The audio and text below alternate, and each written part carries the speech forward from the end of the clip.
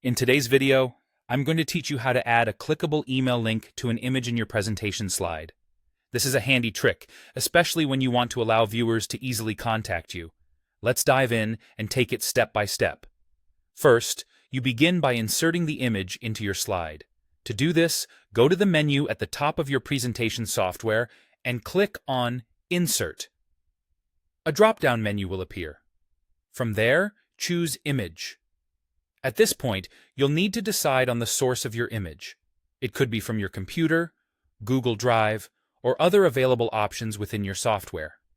Pick the source that contains your desired image, select the image, and it will immediately appear on your slide. Once the image is in place on your slide, your next move is to select it. This is as simple as clicking on the image directly. You'll know it's selected when you see a border around it, often with tiny squares or circles on the corners, indicating that it's ready for further editing. With your image selected, look towards the toolbar at the top of your screen. Here, among other icons, you'll see the link icon, which might be represented by a chain link or an arrow symbol. If you prefer keyboard shortcuts, you can also achieve this by pressing Ctrl+K if you're on a Windows system, or CMD+K if you're using a Mac. This will open a new dialog box where you can input your link details. Now comes the important part, where you'll create an email link. In the dialog box that appears, you'll need to type in the email link using the Mail To format. This step ensures that when someone clicks the linked image, it will open their default email client with your email address already entered in the recipient field.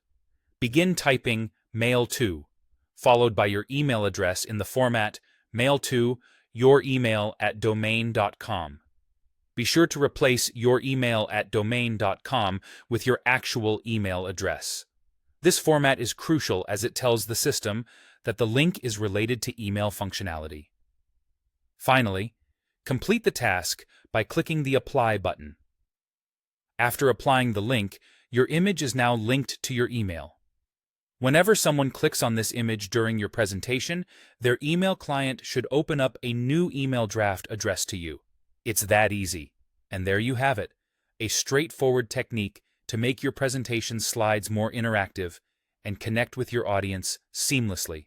Thanks for watching, and I hope you found this tutorial helpful.